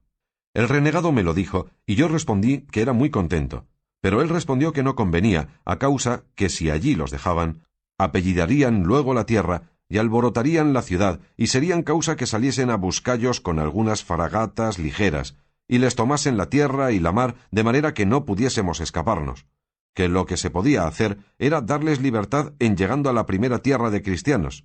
En este parecer vinimos todos, y Zoraida, a quien se le dio cuenta, con las causas que nos movían a no hacer luego lo que quería, también se satisfizo, y luego, con regocijado silencio y alegre diligencia, cada uno de nuestros valientes remeros tomó su remo, y comenzamos, encomendándonos a Dios de todo corazón, a navegar la vuelta de las islas de Mallorca, que es la tierra de cristianos más cerca. Pero a causa de soplar un poco el viento tramontana y estar la mar algo picada, no fue posible seguir la derrota de Mallorca, y fuenos forzoso dejarnos ir tierra a tierra la vuelta de Orán, no sin mucha pesadumbre nuestra, por no ser descubiertos del lugar de Sargel, que en aquella costa cae 60 millas de Argel, y asimismo temíamos encontrar por aquel paraje alguna galeota de las que de ordinario vienen con mercancía de Tetuán, aunque cada uno por sí, y por todos juntos, presumíamos de que si se encontraba galeota de mercancía, como no fuese de las que andan en corso, que no sólo no nos perderíamos, mas que tomaríamos bajel, donde con más seguridad pudiésemos acabar nuestro viaje.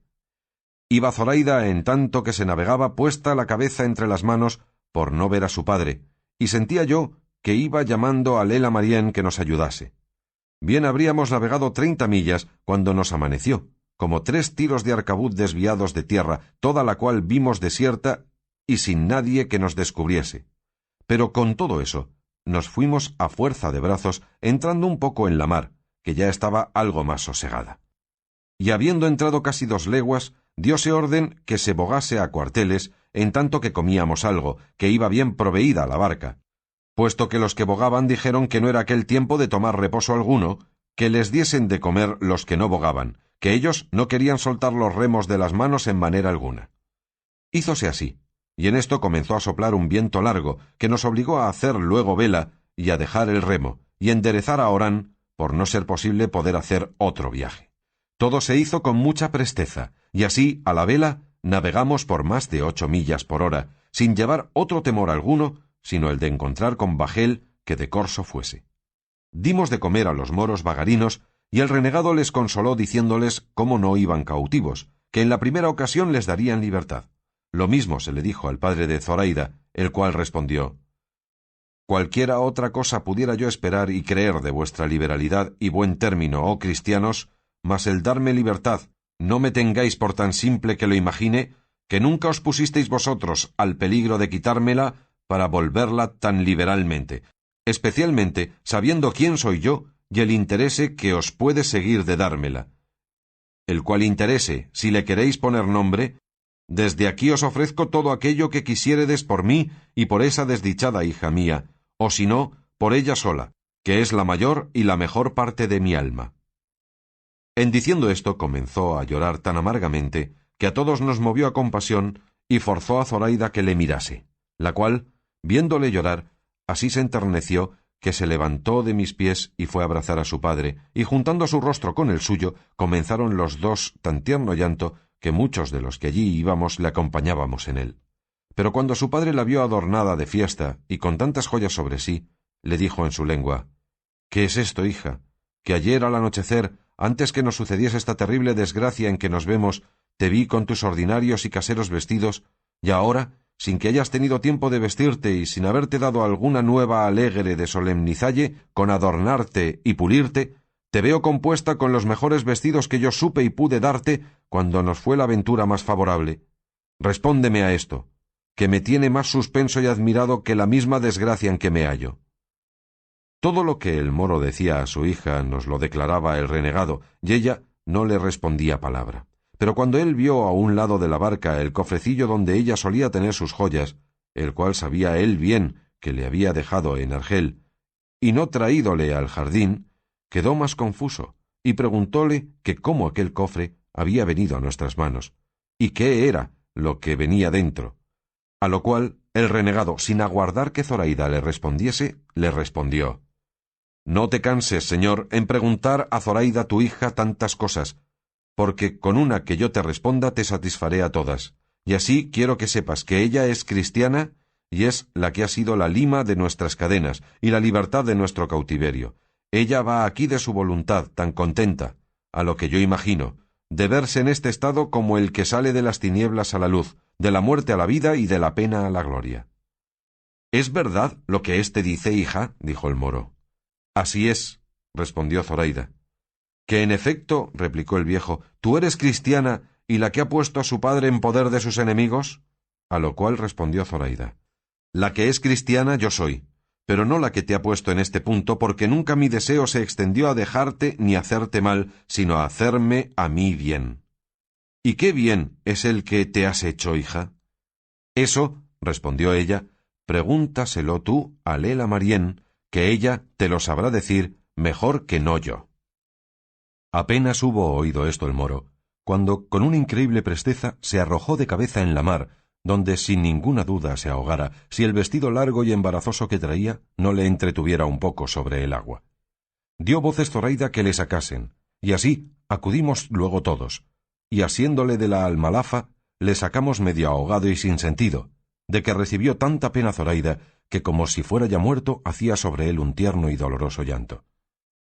Volvímosle boca abajo, volvió mucha agua, tornó en sí al cabo de 2 horas, en las cuales, habiéndose trocado el viento, nos convino volver hacia tierra y hacer fuerza de remos por no embestir en ella.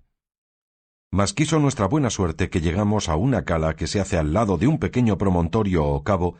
que de los moros es llamado el de la cava rumía, que en nuestra lengua quiere decir la mala mujer cristiana.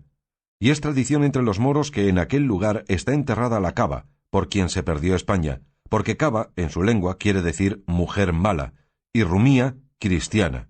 Y aún tienen por mal agüero llegar allí a dar fondo cuando la necesidad les fuerza a ello, porque nunca le dan sin ella, puesto que para nosotros no fue abrigo de mala mujer, sino puerto seguro de nuestro remedio, según andaba alterada la mar.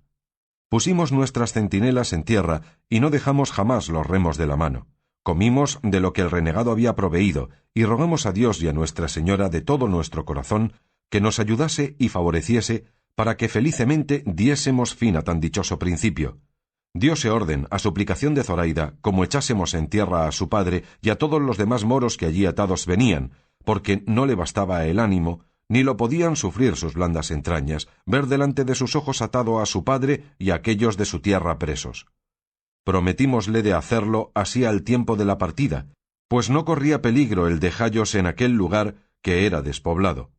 No fueron tan vanas nuestras oraciones que no fuesen oídas del cielo, que en nuestro favor luego volvió el viento, tranquilo el mar, convidándonos a que tornásemos alegres a proseguir nuestro comenzado viaje.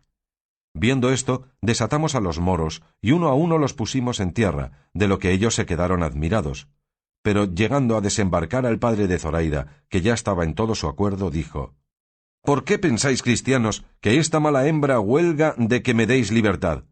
¿Pensáis que es por piedad que de mí tiene? No, por cierto, sino que lo hace por el estorbo que le dará mi presencia cuando quiera poner en ejecución sus malos deseos. Ni penséis que la ha movido a mudar religión, entender ella que la vuestra a la nuestra se aventaja, sino el saber que en vuestra tierra se usa la deshonestidad más libremente que en la nuestra». Y volviéndose a Zoraida, teniéndole yo y otro cristiano de entrambos brazos asido, porque algún desatino no hiciese, le dijo: «Oh, infame moza y mal aconsejada muchacha, ¿a dónde vas, ciega y desatinada, en poder de estos perros naturales enemigos nuestros? Maldita sea la hora en que yo te engendré, y malditos sean los regalos y deleites en que te he criado». Pero viendo yo que llevaba término de no acabar tan presto, di priesa a ponelle en tierra, y desde allí a voces prosiguió en sus maldiciones y lamentos, rogando a Mahoma rogase a Alá que nos destruyese, confundiese y acabase, y cuando por habernos hecho a la vela no pudimos oír sus palabras, vimos sus obras, que eran arrancarse las barbas, mesarse los cabellos y arrastrarse por el suelo. Mas una vez esforzó la voz de tal manera que podimos entender que decía: «Vuelve, amada hija, vuelve a tierra, que todo te lo perdono. Entrega a esos hombres ese dinero que ya es suyo, y vuelve a consolar a este triste padre tuyo, que en esta desierta arena dejará la vida si tú le dejas». Todo lo cual escuchaba Zoraida, y todo lo sentía y lloraba, y no supo decirle ni respondelle palabra, sino: «Plega a Alá, padre mío, que Lela Marién, que ha sido la causa de que yo sea cristiana, ella te consuele en tu tristeza. Alá sabe bien que no pude hacer otra cosa de la que he hecho, y que estos cristianos no deben nada a mi voluntad, pues aunque quisiera no venir con ellos y quedarme en mi casa, me fuera imposible, según la priesa que me daba mi alma a poner por obra esta, que a mí me parece tan buena como tú, padre amado, la juzgas por mala». Esto dijo a tiempo que ni su padre la oía, ni nosotros ya le veíamos. Y así, consolando yo a Zoraida, atendimos todos a nuestro viaje, el cual nos le facilitaba el próspero viento de tal manera que bien tuvimos por cierto de vernos otro día al amanecer en las riberas de España. Mas como pocas veces, o nunca, viene el bien puro y sencillo, sin ser acompañado o seguido de algún mal que le turbe o sobresalte, quiso nuestra ventura, o quizá las maldiciones que el moro a su hija había echado, que siempre se han de temer de cualquier padre que sean, quiso, digo, que estando ya engolfados y siendo ya casi pasadas 3 horas de la noche, yendo con la vela tendida de alto baja, frenillados los remos, porque el próspero viento nos quitaba del trabajo de haberlos menester, con la luz de la luna, que claramente resplandecía, vimos cerca de nosotros un bajel redondo, que con todas las velas tendidas, llevando un poco a orza el timón, delante de nosotros atravesaba, y esto tan cerca, que nos fue forzoso amainar por no embestirle, y ellos asimismo hicieron fuerza de timón para darnos lugar que pasásemos. Habíanse puesto a bordo del bajel a preguntarnos quién éramos y a dónde navegábamos y de dónde veníamos, pero por preguntarnos esto en lengua francesa, dijo nuestro renegado: «Ninguno responda, porque estos, sin duda, son corsarios franceses que hacen a toda ropa». Por este advertimiento ninguno respondió palabra, y habiendo pasado un poco delante, que ya el bajel quedaba a sotavento, de improviso soltaron 2 piezas de artillería, y a lo que parecía ambas venían con cadenas, porque con una cortaron nuestro árbol por medio y dieron con él y con la vela en la mar, y al momento, disparando otra pieza, vino a dar la bala en mitad de nuestra barca, de modo que la abrió toda, sin hacer otro mal alguno. Pero como nosotros nos vimos ir a fondo, comenzamos todos a grandes voces a pedir socorro y a rogar a los del bajel que nos acogiesen porque nos anegábamos. Amainaron entonces, y echando el esquife o barca a la mar, entraron en él hasta 12 franceses bien armados con sus arcabuces y cuerdas encendidas, y así llegaron junto al nuestro, y viendo cuán pocos éramos, y cómo el bajel se hundía, nos recogieron diciendo que por haber usado de la descortesía de no respondelles, nos había sucedido aquello. Nuestro renegado tomó el cofre de las riquezas de Zoraida y dio con él en la mar, sin que ninguno echase de ver en lo que hacía. En resolución, todos pasamos con los franceses, los cuales, después de haberse informado de todo aquello que de nosotros saber quisieron, como si fueran nuestros capitales enemigos, nos despojaron de todo cuanto teníamos, y a Zoraida le quitaron hasta los carcajes que traía en los pies. Pero no me daba a mí tanta pesadumbre la que a Zoraida daban, como me la daba el temor que tenía de que habían de pasar del quitar de las riquísimas y preciosísimas joyas al quitar de la joya que más valía y ella más estimaba. Pero los deseos de aquella gente no se extienden a más que al dinero, y de esto jamás se ve harta su codicia. Lo cual entonces llegó a tanto que aun hasta los vestidos de cautivos nos quitaran si de algún provecho les fueran. Y hubo parecer entre ellos de que a todos nos arrojasen a la mar envueltos en una vela, porque tenían intención de tratar en algunos puertos de España con nombre de que eran bretones, y si nos llevaban vivos serían castigados siendo descubierto su hurto. Mas el capitán, que era el que había despojado a mi querida Zoraida, dijo que él se contentaba con la presa que tenía y que no quería tocar en ningún puerto de España sino pasar el estrecho de Gibraltar de noche, o como pudiese, y irse a la Rochela de donde había salido. Y así tomaron por acuerdo de darnos el esquife de su navío y todo lo necesario para la corta navegación que nos quedaba, como lo hicieron otro día, ya a vista de tierra de España. Con la cual vista, todas nuestras pesadumbres y pobrezas se nos olvidaron de todo punto, como si no hubieran pasado por nosotros. Tanto es el gusto de alcanzar la libertad perdida. Cerca de mediodía podría ser cuando nos echaron en la barca, dándonos 2 barriles de agua y algún bizcocho. Y el capitán, movido no sé de qué misericordia, al embarcarse la hermosísima Zoraida, le dio hasta 40 escudos de oro y no consintió que le quitasen sus soldados estos mismos vestidos que ahora tiene puestos. Entramos en el bajel. Dímosles las gracias por el bien que nos hacían, mostrándonos más agradecidos que quejosos. Ellos se hicieron a lo largo, siguiendo la derrota del estrecho. Nosotros, sin mirar a otro norte que a la tierra que se nos mostraba delante, nos dimos tanta priesa a bogar que al poner del sol estábamos tan cerca que bien pudiéramos a nuestro parecer llegar antes que fuera muy noche.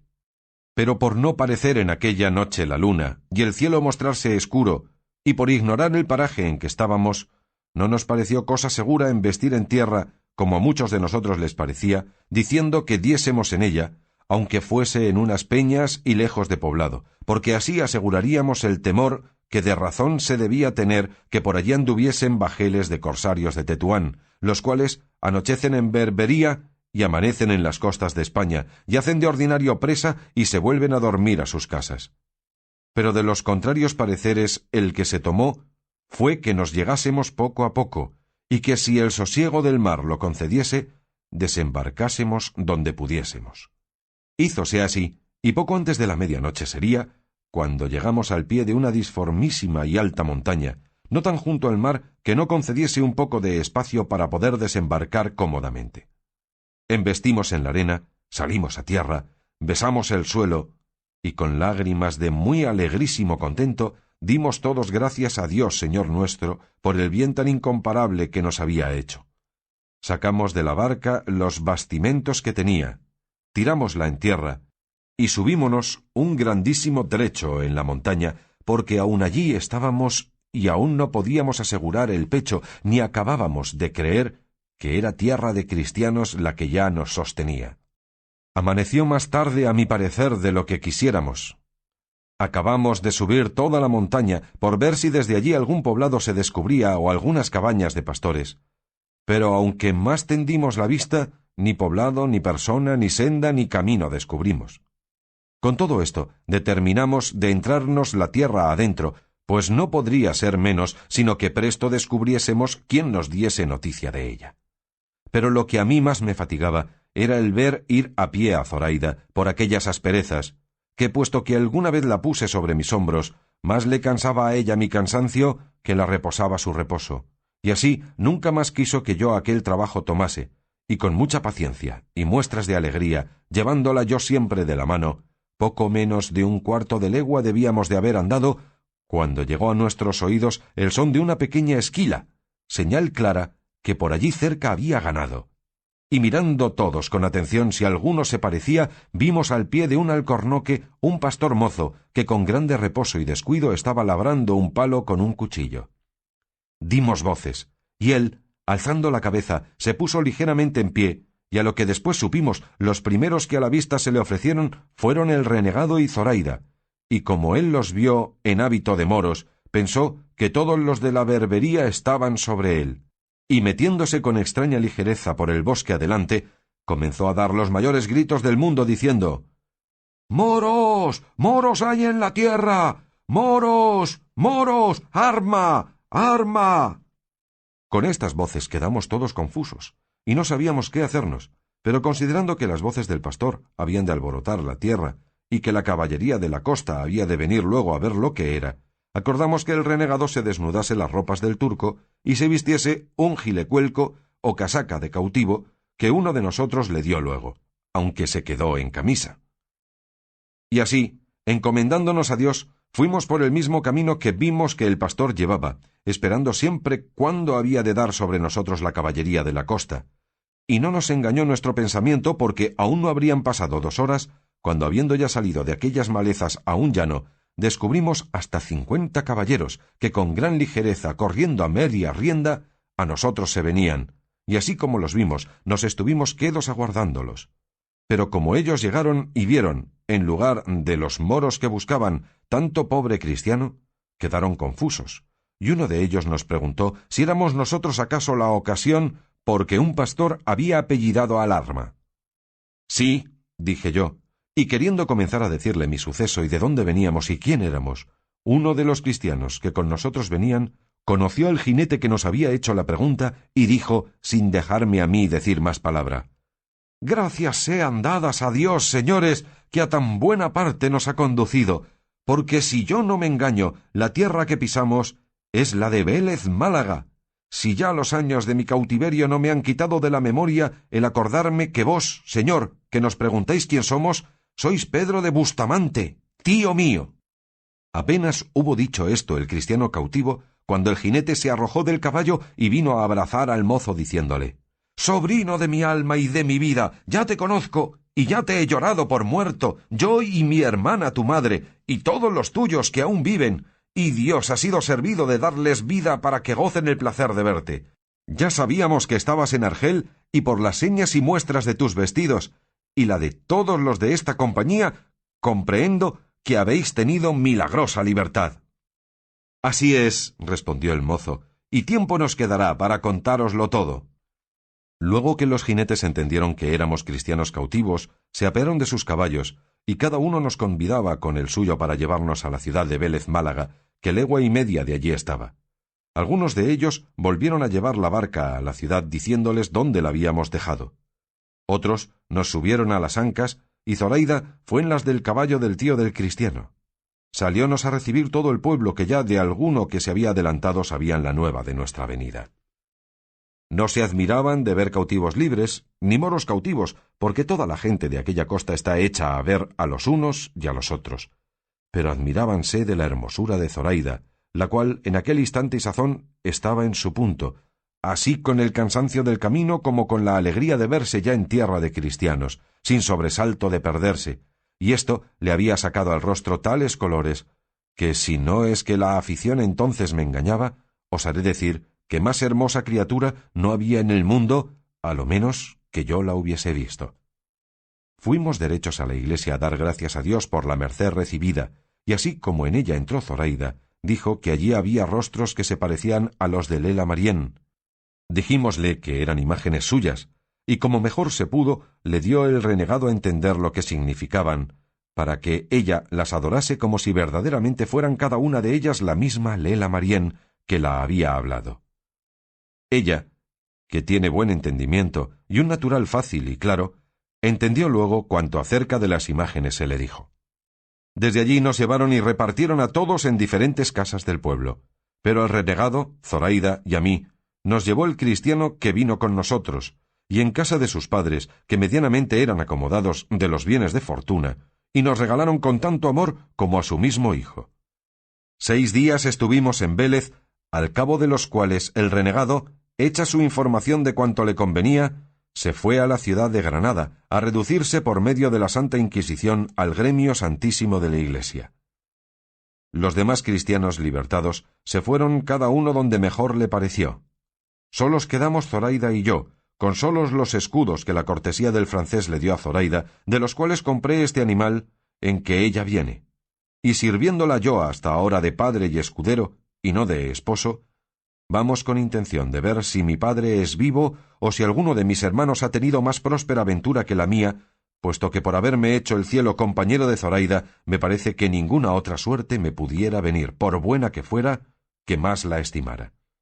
La paciencia con que Zoraida lleva las incomodidades que la pobreza trae consigo y el deseo que muestra tener de verse ya cristiana es tanto y tal que me admira y me mueve a servirla todo el tiempo de mi vida, puesto que el gusto que tengo de verme suyo y de que ella sea mía, me le turba y deshace no saber si hallaré en mi tierra algún rincón donde recogella, y si habrán hecho el tiempo y la muerte tal mudanza en la hacienda y vida de mi padre y hermanos, que apenas halle quien me conozca, si ellos faltan.